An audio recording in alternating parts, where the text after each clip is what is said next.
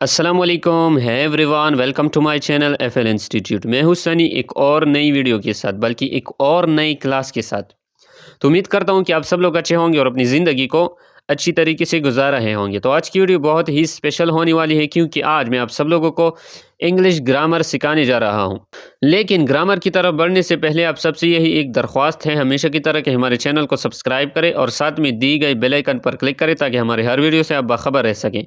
तो आज का जो हमारा ग्रामर का टॉपिक है वो है पास्ट कंटिन्यूअस टेंस, और उम्मीद करता हूँ कि पिछले 5 क्लासेस को आपने एंजॉय किया होगा। तो आइए बढ़ते हैं आज का जो हमारा कंटेंट है, जो हमारा मौजू है, उसकी तरफ। आज का जो हमारा मौजू है वो है past continuous tense. What is past continuous tense? तो आइए बढ़ते हैं पास्ट कंटिन्यूअस टेंस की डिफिनीशन की जानिब। सो पास्ट कंटिन्यूअस टेंस यानी फ़ेल माज़ी जारी। So, past continuous tense tells us about any ongoing actions of the past. अगर मैं इसका मफहूम उर्दू में करूँ तो कुछ यूँ होगा, जैसे कि फ़ेल माज़ी जारी ऐसे कामों या हालत का ज़िक्र करने के लिए होता है जो माज़ी में जारी थे। फ़ेल माज़ी जारी ऐसे कामों या हालत का ज़िक्र करने के लिए होता है जो माज़ी में जारी थे। तो उम्मीद करता हूँ कि पास्ट कंटिन्यूअस टेंस की डिफिनीशन को आपने गेट किया होगा। तो आइए बढ़ते हैं पास्ट कंटिन्यूअस टेंस की स्ट्रक्चर की जानिब।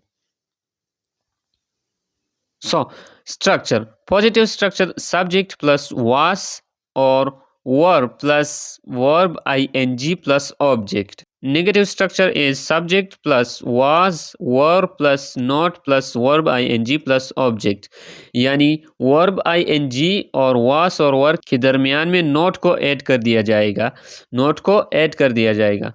तो नेगेटिव हो गया। अब बढ़ते हैं इंट्रोगेटिव की तरफ। इंट्रोगेटिव में जो वास और वर है वो पहले नंबर पर आ जाएगा, और जो सब्जेक्ट है वो दूसरे नंबर पर आ जाएगा, जैसे कि was were plus subject plus verb ING plus object plus sign of question, यानी सवालिया निशान, क्वेश्चन मार्क। तो उम्मीद करता हूँ कि स्ट्रक्चर्स को आपने गेट किया होगा। तो अब बढ़ते हैं वास और वर की तरफ, कि वास को किस सब्जेक्ट के साथ आपने ऐड करना है और वर को किस सब्जेक्ट्स के साथ आपने ऐड करना है। तो आइए बढ़ते हैं। यहाँ पर मैं मेंशन कर दूंगा इस बॉक्स में, जैसे कि आप देख सकते हैं कि आई ही शी इट के साथ आपने वास को लगाना है। आई ही शी इट के साथ आपने वास को लगाना है, यानी फॉर एग्जांपल आई वास, ही वास, शी वास, इट वास, यानी 4 सब्जेक्ट्स के साथ आपने वास को ऐड करना है, ही शी इट और आई। और जो वर है उसके साथ आपने 3 सब्जेक्ट्स को ऐड करना है, जैसे कि वी, यू, दे। इसके साथ आपने वर को लगाना है।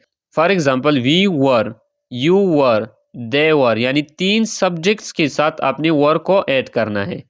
तो उम्मीद करता हूँ कि वास और वर को आपने गेट किया होगा कि किस सब्जेक्ट्स के साथ आपने वास और वर को ऐड करना है। तो आइए बढ़ते हैं एग्जाम्पल्स की तरफ। एग्जाम्पल्स को देखने के बाद आपका माइंड क्लियर हो जाएगा। तो आइए बढ़ते हैं एग्जाम्पल्स की तरफ। जो एग्जाम्पल्स हैं वो कुछ यूँ है। I was watching movie at the cinema. I was watching, यहाँ पर आप देख सकते हो I was watching movie at the cinema. मैं मूवी देख रहा था सिनेमा में, जो कि पास्ट में ऑन गोइंग था, यानी जारी था पास्ट में। जब सेंटेंस में वास के साथ वर्ब आईएनजी आ जाए, first form of the verb, और आईएनजी उसके साथ आ जाए, तो इसका मतलब ये पास्ट कंटिन्यूअस टेंस है। So the second one is you were drinking water in the shop. You were drinking water in the shop, आप पानी पी रहे थे शॉप में, जो गुजर गया है, पास्ट में जारी था, माजी में जारी था। So the third one is he was not doing a great job. He was not doing a great job, और he wasn't doing a great job. wasn't और was not आप दोनों का इस्तेमाल कर सकते हो, लेकिन ये अगर आप wasn't कह सकते हो तो ये बेटर होगा, और इसका मतलब ये कंट्रैक्शंस है। अगर आप जानना चाहते हैं कि कंट्रैक्शंस क्या है तो आप मेरी वीडियो देख सकते हो मेरे चैनल पर, दैट व्हाट आर कंट्रैक्शंस। सो उसमें आपका माइंड क्लियर हो जाएगा कंट्रैक्शंस के बारे में।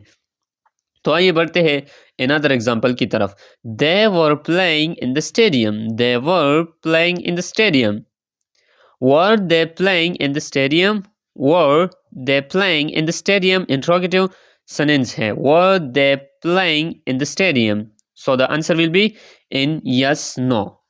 And the last one is, was he enjoying the farewell party? Was he enjoying the farewell party? And also the answer will be in yes, no question. तो उम्मीद करता हूँ कि past continuous tense को आपने गेट किया होगा. तो ये थी आज की वीडियो और उम्मीद करता हूँ कि इस क्लास को भी आपने एंजॉय किया होगा. तो आज के लिए बस इतना ही. मिलते हैं अगली वीडियो में. और आखिर में अब सबसे यही एक दरख्वास्त है हमेशा की तरह कि हमारे चैनल को सब्सक्राइब करें और साथ में दी गई बेल आइकन पर क्लिक करें ताकि हमारे हर वीडियो से आप बाखबर रह सकें. तो आज के लिए बस इतना ही. मिलते हैं अगली वीडियो में. तब तक के लिए मुझे दीजिए इजाज़त. अल्लाह हाफिज़.